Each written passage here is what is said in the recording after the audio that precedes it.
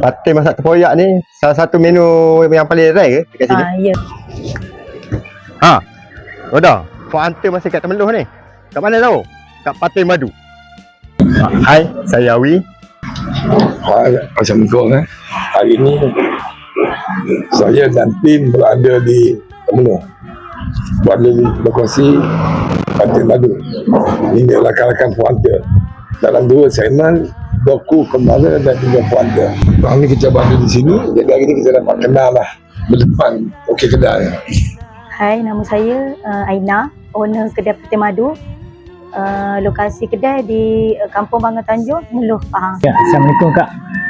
Salam. Saya nak tanya Kak, ni makanan yang Kak buat ni yang terbaik tu lauk pauk ikan patin ni. Ya, Yang patin masakan apa yang the best lah yang betul di tempat kedai Kak ni?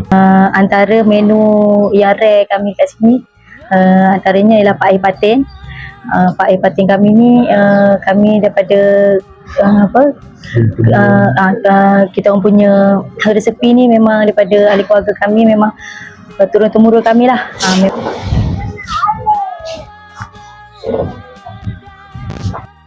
Kak. Patin masak tempoyak ni salah satu menu yang paling rare ke? Ini antara menu killer kami lah, gulai tempoyak patin. Okey, saya tim puanta dan juga doku kembara mewakili owner. Suasana di sini vibe dia, kita dapat melihat sungai, rasa tenang sambil menjamu selera dengan suasana kampung yang indah. Kampung tradisi. Jadi kepada anda datang dekat sini makan sambil hidup.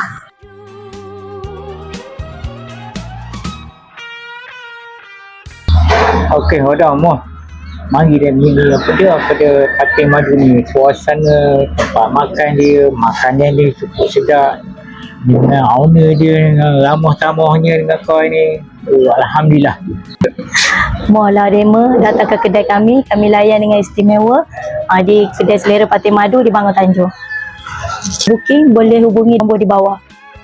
Roda yang datang ke Temeloh tu, tak tahu tempat nak makan kat mana, datang ke Patin Madu. Kat sini pot paling best. Mohon ke kedai kau. Moh buat apa? Datang Temeloh, jangan lupa singgah ke Patin Madu.